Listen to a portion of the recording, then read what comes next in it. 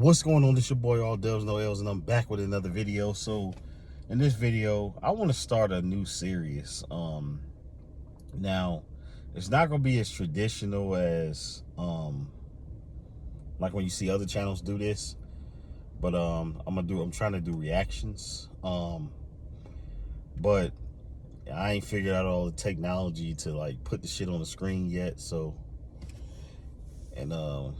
yeah, all that. But anyways, I want to do reaction videos, and I want to just talk about some things and give my opinion on these things, you know, my commentary on these videos live. Shout out to the content creator.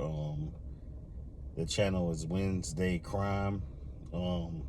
I get a lot of like the random channels, you know, that that relate to stuff that I like to watch and stuff like that. So this channel is another channel that came up on my algorithm that I like, you know, of similar content I like to watch.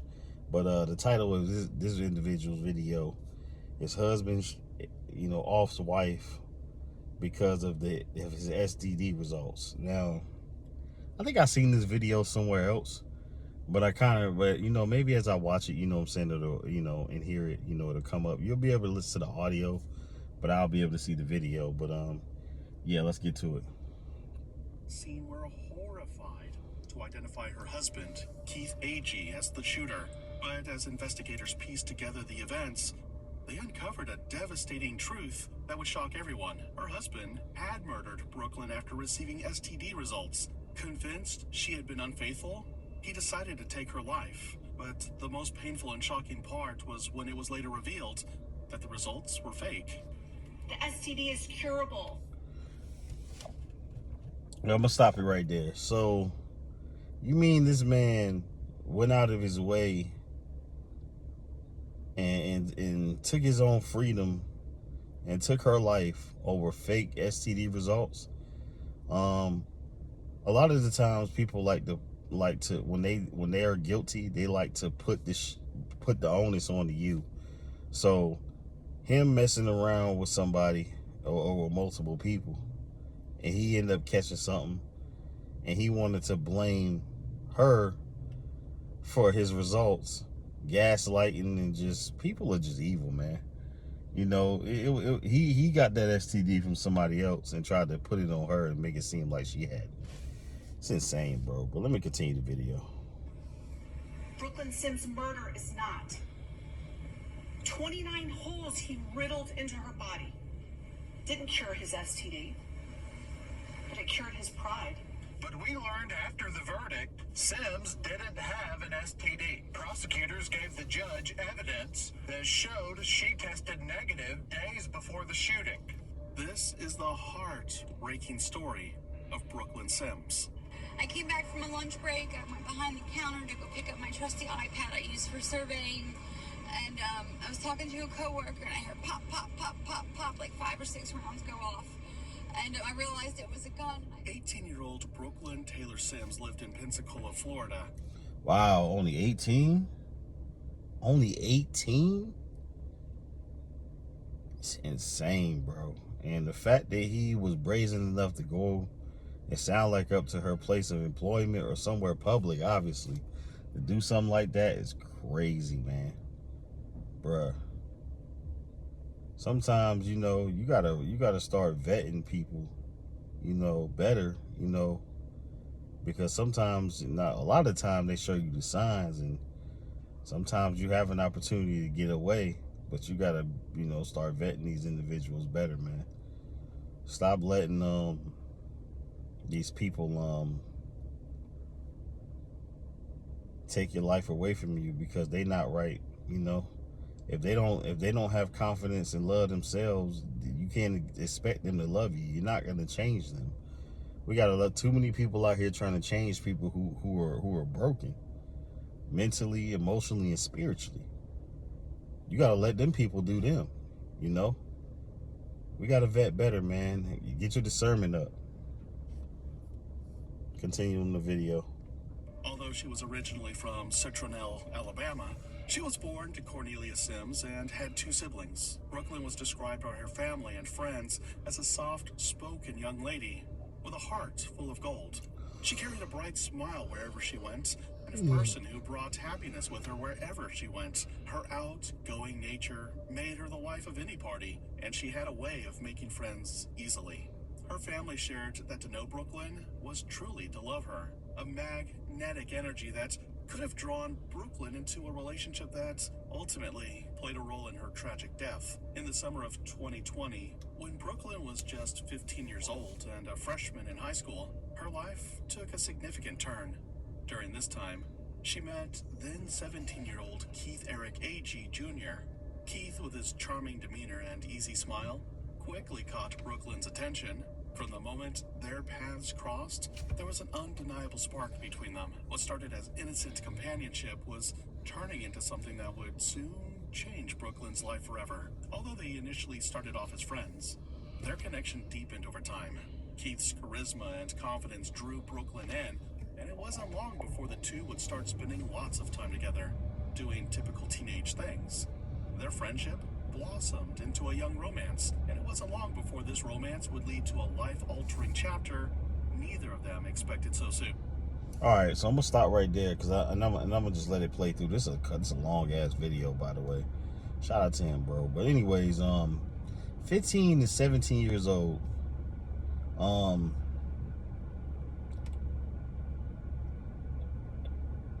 I can't say much because, you know, at that age, you know, I was doing what I do, but I feel like, you know, in hindsight, I kind of wish I would have went about life different, you know, when I was that age, you know, but it is what it is. No comment.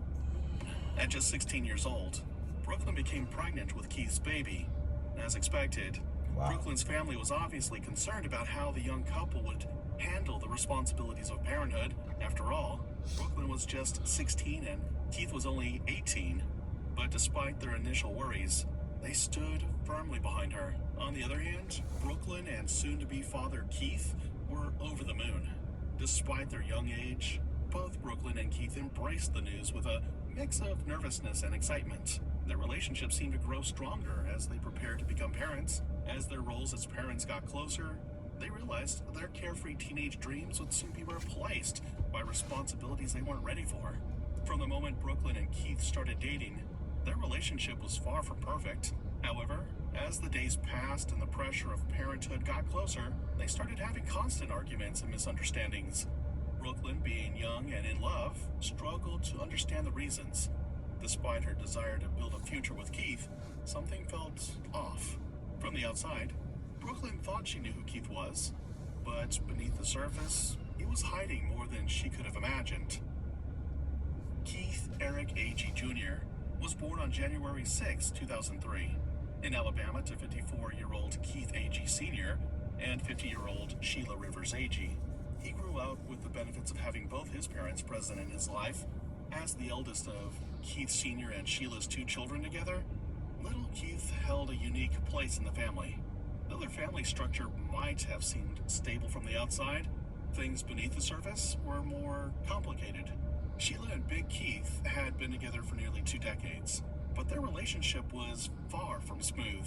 Sheila, known for her fiery personality and outspoken nature, frequently aired their relationship issues online. That was until 2018. The couple decided to officially call it quits. Despite the separation, Sheila remained closely bonded with her children, particularly with little Keith. He was often seen by her side, and it appeared that he would get away with more than his siblings ever did. And as he grew older, those early red flags would become harder to ignore. Underneath Keith's charm was a dark side that Brooklyn hadn't seen yet. Keith had a history of domestic violence. See, that's what I'm saying. Now, her being that young, it'll be hard for her to pick up on signals like that. My condolences to her and her family, bro. That's sad, but there had to be somebody in their family, you know, or you know, to have that have seen something, that could have seen something in this young man, and could have, you know, got her out this, you know, got her to get out that toxic situation. I mean,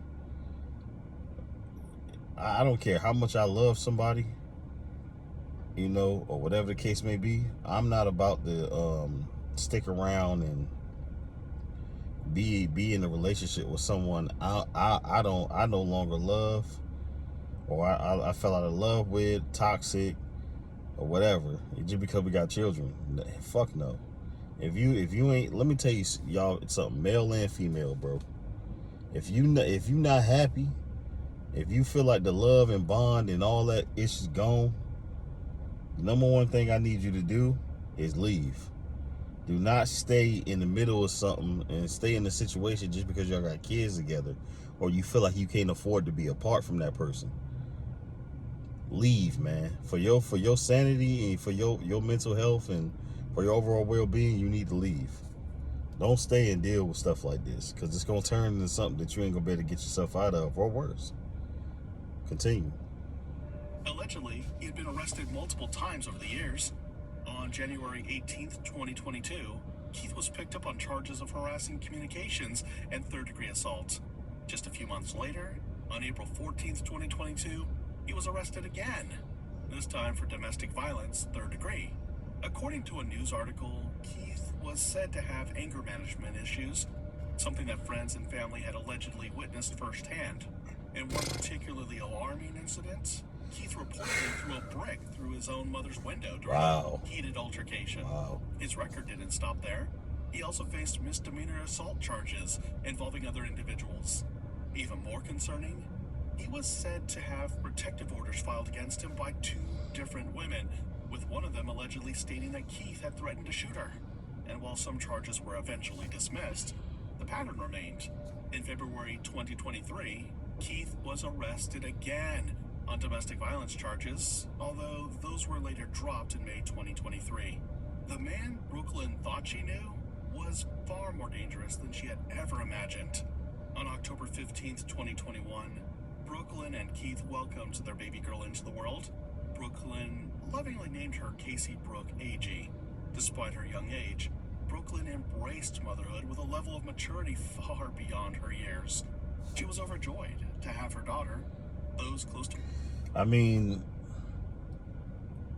that's good, but some people don't, when they do have kids, they don't, even adults, so that, I mean, much respect to that young lady, but even as adults, like, some people don't look at and understand the seriousness of having a child, and the responsibility that goes into having a child, and how it's not just for until they old enough to be able to make their own meal and take a shower and wipe their behind and use the bathroom. It's much longer than that. You gotta develop your children, and not just in the basic forms of life, but in order for them to be productive citizens in society. In order for them to, because I think a lot of parents put a lot of the children's development in the school and with the schools, and they fail to develop them at home. A lot of your children's issues at school come from home. If your child is not doing well in school, and if your child is not getting along with others, those are life skills. So, and if your child is struggling in any way, shape, or form, his or her home experience and upbringing has a lot to do with that. So you got to pay attention to your children, man. And shout out to that young lady. It's unfortunate she lost her life, and I'm sure she would have been a great mother, man. And if she would have had the opportunity to see him for who he really was eventually, and had the opportunity to get away from that young man. But yeah, it's unfortunate, man. Because people don't deserve that, to go through stuff like that. And I really wish that child that they brought into the world, living without a mother and father in prison. And it's unfortunate. It's just another statistic, man, and it's sad, man. But let me continue on, because I ain't gonna watch this whole video. Ain't no way. Brooklyn described her as a deeply loving and devoted mother. At the time, Brooklyn's relationship with Keith was already on a roller coaster. While Keith was living in Calvert, Alabama, Brooklyn and Casey lived in Pensacola, Florida. All Brooklyn ever wanted was to give her baby the best life possible. And if that meant continuing to co-parent with Keith, that's exactly what she was willing to do. Keith would later admit that the two still slept together occasionally, and from time to time, Brooklyn would spend time at his place, or he at hers, watching movies, laughing, and playing with Casey. But Brooklyn understood that being a good mother didn't stop at emotional support. She needed to be there for Casey financially too. So with the help of Keith's mother, Sheila, she was able to start working. She got a job working at a Home Depot as an inventory associate. Sheila, Keith's mother, would often give Brooklyn rides to work and was the one who drove her in on the morning of August 11th, a day that, unknown to them both, would become tragically unforgettable. August 11th, 2023, started like any other ordinary day. According to Keith, he had worked the night before and was scheduled to return to work the same day. He woke up, got dressed, and headed out, and then arrived at his job shortly afterward. But beneath the surface of that morning routine, a storm had already begun brewing. A few weeks prior, Keith had started experiencing some troubling symptoms, a burning sensation while urinating, discomfort, and an unusual pain that he couldn't ignore.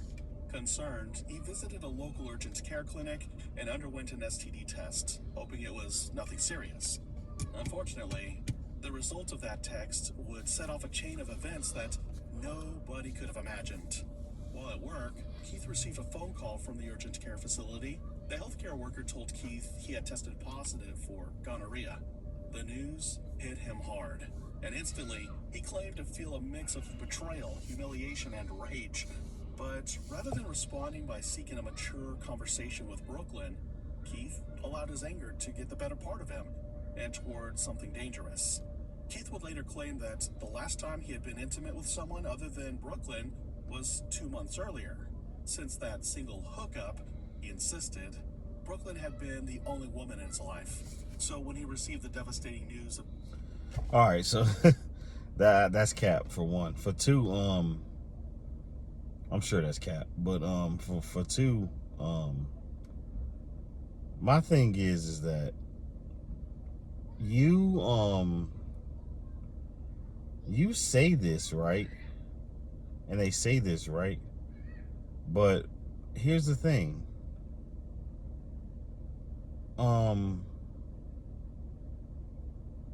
What makes you think you didn't catch the STD in that one hookup? So we gotta wrap it up, people. You can't sit back and just be having sex with anybody all willy-nilly, you know what I'm saying? Because I know this may be controversial, but bro, if a girl is willing to let you have sex with her raw, one of the first, meetings, with her, you should be careful, and get tested immediately, you know what I'm saying? Don't do it as a man, don't do it. But if that's something you decide to go through with, get tested, because for one, you ain't the first person she allowed to do that. And for two, that girl probably do got something. And sometimes, some people just be so, they either don't know they got something, or two, they may know and just be passing it around. So yeah, don't be out here, being all reckless with your peen, bro, in your vagina. Because there is some, reckless activities going on in this world, and people don't care. His STD diagnosis, he immediately pointed the finger at her. In his mind, Brooklyn had to be the one who gave it to him. Keith decided to take matters into his own hands. His emotions quickly spiraled into a dark thought, and the worst part? He didn't keep those thoughts to himself. According to evidence later recovered by investigators, after Keith received the results, he texted his mother, Sheila A.G., expressing his anger and telling her outright that he wanted to kill Brooklyn for what she had done to him. But what's even more horrifying than his message was his mother's response. Sheila's reply was not one of concern, disbelief, or even hesitation. She didn't try to talk him down. She's accused of providing her son with an alternative plan for them, or different than his plan to shoot Sims in the parking lot, providing the exact location of where Brooklyn Sims could be found, and also... What? You see, that's what I mean. That when I said earlier that your upbringing and your and the people that's in your life, your mother, your father. You see how they play a role and shit like that.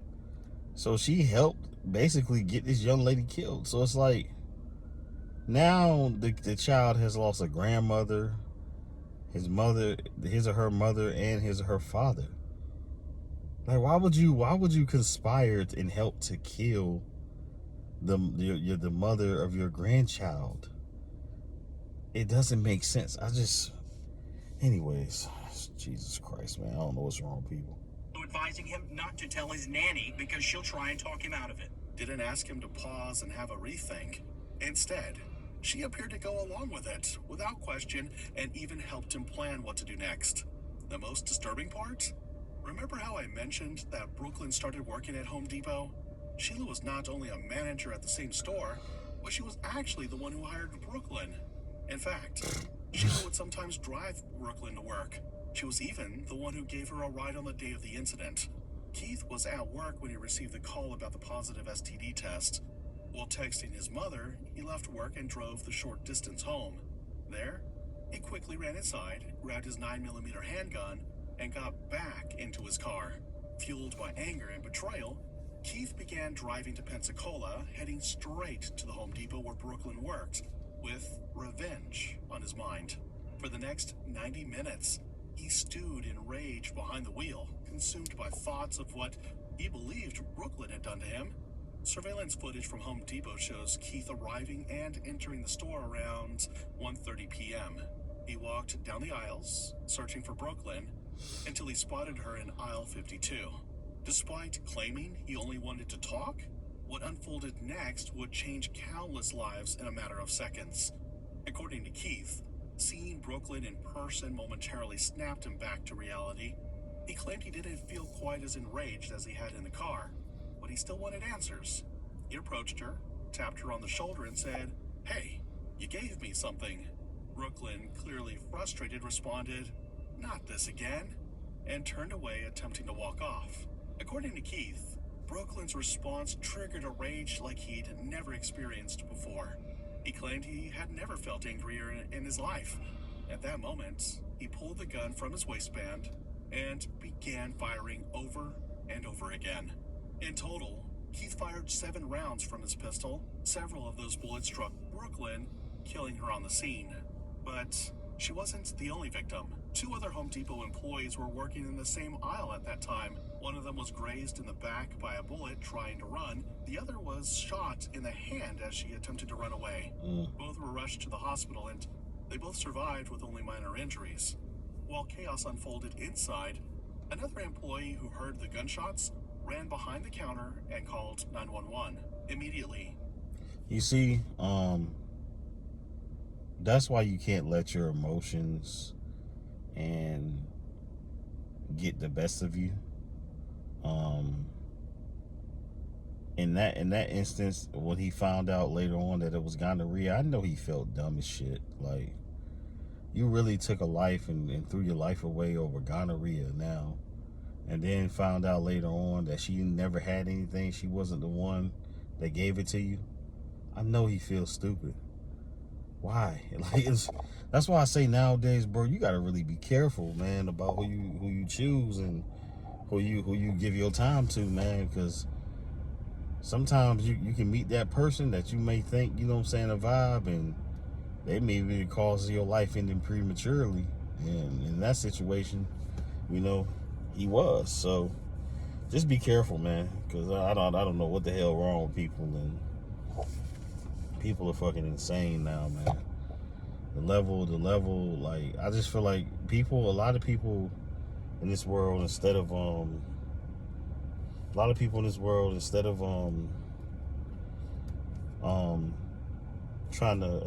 to understand,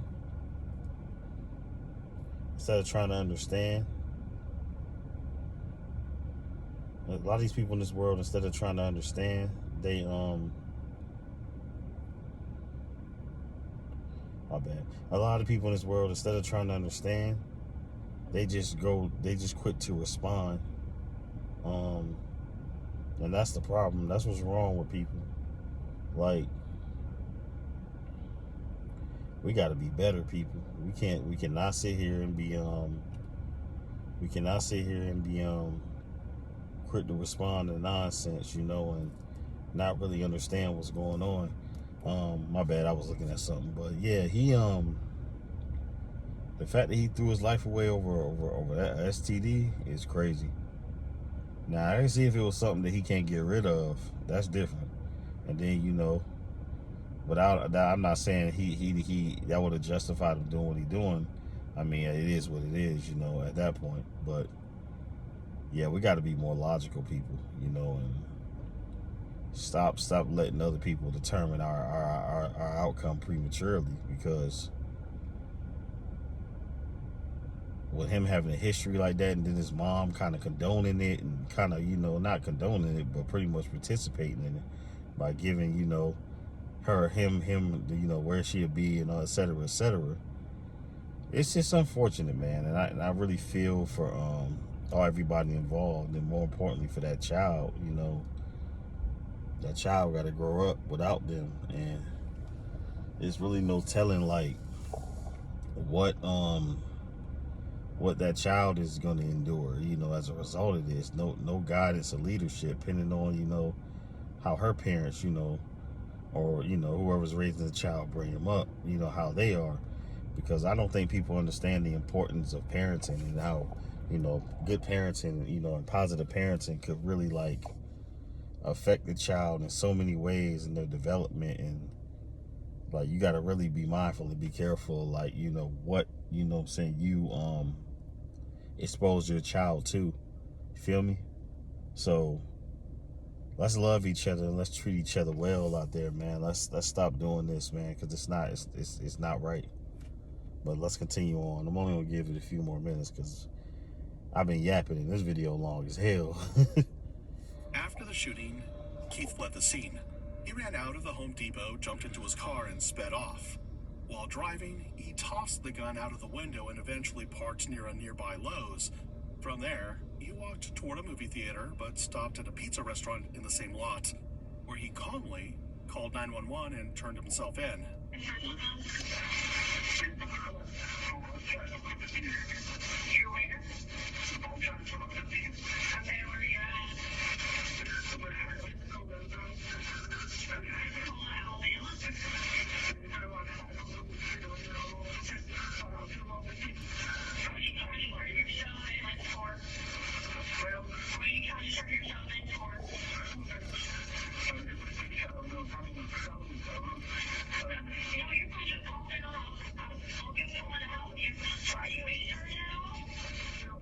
What followed Keith's surrender was a quiet contrast to the chaos that he had created.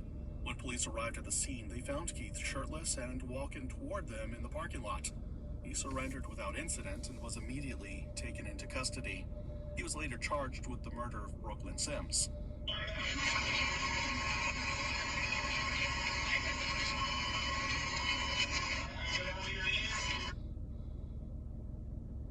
Horrifying events inside the Home Depot. I came back from a lunch break. I went behind the counter to go pick up my trusty iPad I use for surveying. And I was talking to a coworker, and I heard pop, pop, pop, pop, pop, like 5 or 6 rounds go off. And I realized it was a gun, and I told him, I said, duck and cover. And I went right up underneath the counter, back behind the main counter. And I was sat there Indian style, and I called 911. I can only imagine how traumatic, like, because, you know, lately it's been a lot of those type shootings in like grocery stores and department stores and stuff like that lately. And I can only imagine how traumatic that is, man. Because you're in the grocery store where if you're just a customer, it's only one way in and one way out of that mofo. Like, if you're not an employee, you don't know the emergency exits. You don't know where to go. Like, you may hear something, but you don't know where this gunman is, like type ish. So yeah, you got to really be like mindful of like stuff like that, and be careful. That's why a lot of times, to be honest, bro, I still go in the stores occasionally, but a lot of the time I use curbside and stuff like that, you know, or get it delivered to the crib. I don't really like be frequenting the stores like that no more. Now, I'm not saying it's solely because of that. It's just a nigga. I don't feel like going to the store, to be honest with you. So, but anyways, continuing on. This video running kind of long, so I'm almost done with it. I'm almost done with the video. I fast forwarded it. I spoke with the nice lady. She told me to stay on the line. I gave her all the information I could. Told her where the shooting occurred. Degree premeditated murder. I'm gonna go ahead and fast forward to sentencing because family and friends coming together to remember the life of 18-year-old Brooklyn Sims, who was shot and killed while working at a Home Depot in Pensacola last Friday afternoon. Those closest to Brooklyn describe her as the life of the party and a loving mother to her 2-year-old daughter, Casey. Brooklyn's daughter, Casey, remains in the care of her maternal grandmother. Sheila Agee's trial, which was initially scheduled to begin in November 2024, was abruptly interrupted in her role as a principal in the first-degree premeditated murder of Brooklyn due to unforeseen circumstances. The case was declared a mistrial. Ooh. Judge Robinson made the decision after several jurors reported that they felt concerned about their physical safety amid the tense and highly charged atmosphere surrounding the case. While the initial setback was disheartening, Sheila's case is far from over. Her next court date was scheduled for February 2025, though no updates have been given regarding developments since the mistrial. As the case drags on, Brooklyn's family continues to seek justice, determined to ensure that her memory is honored and that the truth behind this shocking tragedy comes to light. The heartbreaking death of 18-year-old Brooklyn Sims is a haunting reminder of how unchecked rage and betrayal can shatter lives in an instant. While justice was served with his conviction, it doesn't erase the pain or bring Brooklyn back. Let me know what you think. all right, y'all. So that was it on that video. I didn't hear the sentencing. Maybe I fast forward too far. But anywho, yeah, it's crazy, bro. It's insane that we allow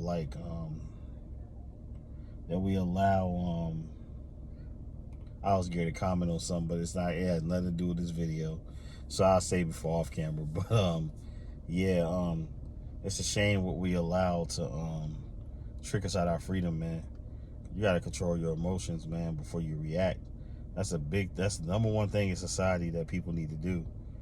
Control your emotions. Control them before you react. Control your emotions.